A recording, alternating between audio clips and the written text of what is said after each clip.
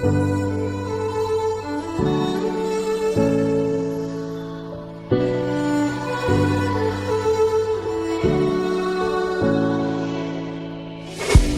in, day out, it's the same road we're walking down. Same job, same town, 'cause we've been told that's the way our world goes round. Walking on the grounds we've always known, stepping on the footprints in the snow. But when it melts, the other ways will show. We're gonna make the footsteps on our own. Not like you wait. Hi guys, this is me again, Rain of Beat. Today I would like to tell you the story of my life and my baby, my miracle baby, the 27-weekers. During my first trimester, I know that there's something wrong with my pregnancy because I'm spotting every day. But then the doctor said that it's all right because the baby is still growing. But I'm not at ease. I went back home. I flew back home to the Philippines and visit some OB-GYN there, and they just give me some indication so that the baby can hold it through, like, you know. After that, we went back here to Canada like 5 weeks before it's 6 months, my pregnancy, and before my second trimester, and of course that's what happened. In February 18, 2019, I went to visit my delivery doctor to check on me. My first visit, and they just found out that I have a pre-eclampsia. My blood pressure is higher, like 189 over 150, so they sent me right away to the labor and delivery in our local hospital. But our local hospital cannot cater to 27 weeks pregnant, so they sent me right to the other hospital, like a big hospital that is special for the NICU, like intensive care unit for preemies. So we flew there via air ambulance together with the crew of AHS. Thanks to them, because our healthcare is very good here in Canada. So they flew me to Edmonton, and then during that day, I spent there for 3 nights, and I thought that it's gonna go through like I can get hold until it's become 32 weeks. But sad to say, it's not. After 2 days, I have, like, they just diagnosed that I have not only a preeclampsia, but I have a Hellp syndrome. So my platelets on that day is 150, but it's already like 1 o'clock. So after like 3 hours, it's going down to 70, and if it's going down, my platelets is going down to 50, they cannot help me because all my vital organs will go into collapse. So that's happened. They sent me right away to the OR and to the delivery, because it's only solved the problem to remove the baby. It's not fun to have a Hellp syndrome, because Hellp syndrome is a scary illness for the mothers. Like, if you have a Hellp syndrome after your delivery, it's not really solve the problem, because there's a postpartum for Hellp syndrome, and after 48 hours, if you will not survive, you're gonna die too. So after that, I'm so scared. Same with my baby. He's struggling and he's fighting for his life. Like, he has in all monitors, like puff machine, everything that is already been put in his nose, in his throat, and every time there's a bradycardia, a beep on the monitor. Excuse me guys, I'm so emotional. Like, every time you can see the monitor beeping, you're scared, really scared. And it's look like you're gonna scream, like, oh my god, how are you gonna go through, like, your baby? It's what you're gonna do. So if the time that there's a bradycardia, like the heartbeat is going down, like going down to 2 to 0, and it's going to do the flat, you really like scared, like, oh my god, my baby will not going to survive. And it's happened like in 8 hours. You can see the monitors that they have the attack of 8, 10, 12, 24 times a day, like do the things for bradycardia. And It's hard. It's heartbroken. Like, as a mother, it's really hard until now. It's hard. Because if you're a mother, you must very strong for your kid, for your baby. When you're staying inside the NICU, you're gonna be aware that every time there's an attack, you're gonna be strong to be there, your baby, and you always like aware of what's happening. Like I'm just always staring the monitor. Like when I see that it's like to fluctuate, I already like uh do the CPR. Like, they have something to do with the kid, like you pat the kid so that they just awake, or you can have to uh stimulate the baby so that they're gonna come back. And then that's really every time it's gonna be happen. So after a month that we're staying in Royal Alex in Edmonton, they sent me back to our local hospital after that.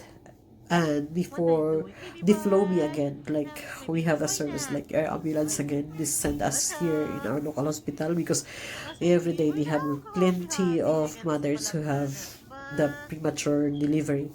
So they sent us here to our local hospital. But before we are already in the road, he has been attacked again by his heartbeat, and it's going down to zero. It's almost like we're going to come back again to Royal Alex on that time. But it's glad that he's coming, like his heartbeat is going back to normal. Then we arrive here in our local hospital, and we stay here for almost a month and a half again, and until they just sent us home. So guys, for you mothers out there that to have a premature baby, don't be scared. Just be strong to your kid, to your baby, because you know what? Every feeling that you have, every emotion that you have, the baby is always uh,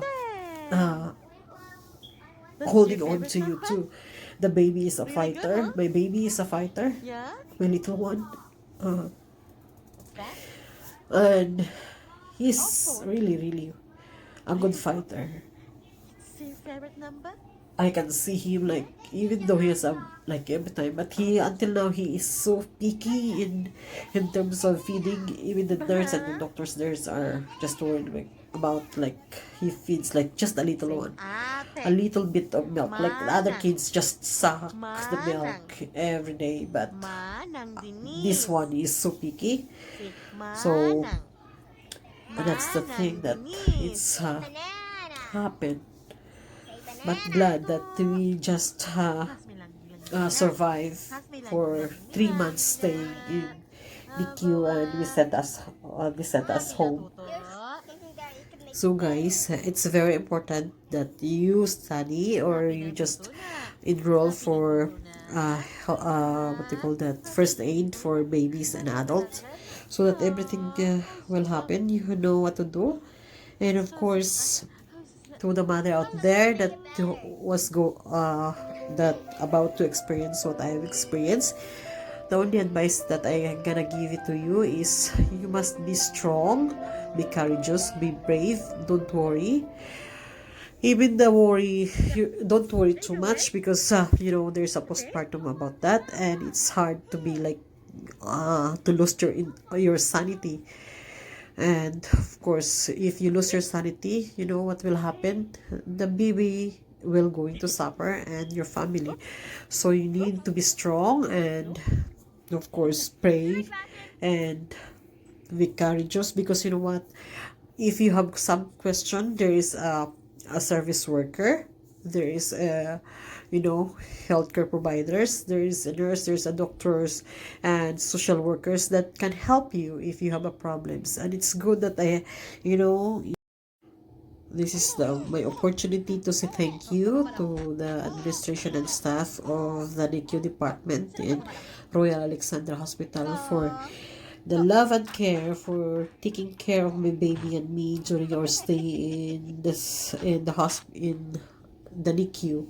And thank you very much to our doctors and to the people who help us a lot, and to the social worker. I cannot say your name all in all, but I still remember you.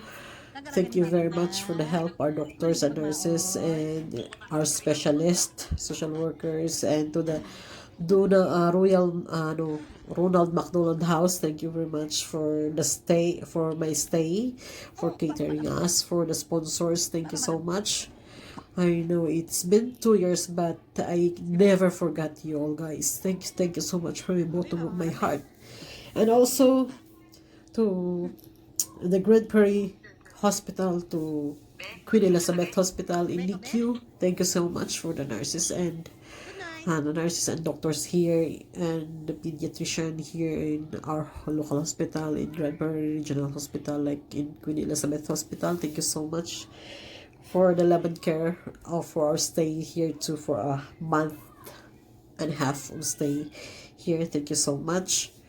And of course, now Theo is growing very good. He's growing fast and he's coping up. And I hope there's no any any problems occur to his life. So thank to those future mothers who are going to suffer, like to those who are going to experience what I have experienced. A piece of advice: even you are very sore because you've been cut or you've been do the emergency C-section, please don't stop pumping your milk and give that to your baby, because that's the only resource of your baby to survive, your breast milk. And also cuddle, like do kangaroo care. If you can do that 12 hours a day, that's better, because the machine is just only the light of the machine is just only to warm your baby, but the warmth from the mother is very important and the most crucial part of baby's development. In addition, if you suffer for postpartum and if you have a problem, just talk to your husband, parents, relatives, friends, doctor, nurses, social workers, because there are lots of people who can help you a lot, and there's a link that you can go to if you suffer postpartum. And any problem that occur, talk to someone, because that's make a big help for you guys. Thank you very much for watching, and see you for my next vlog. Bye.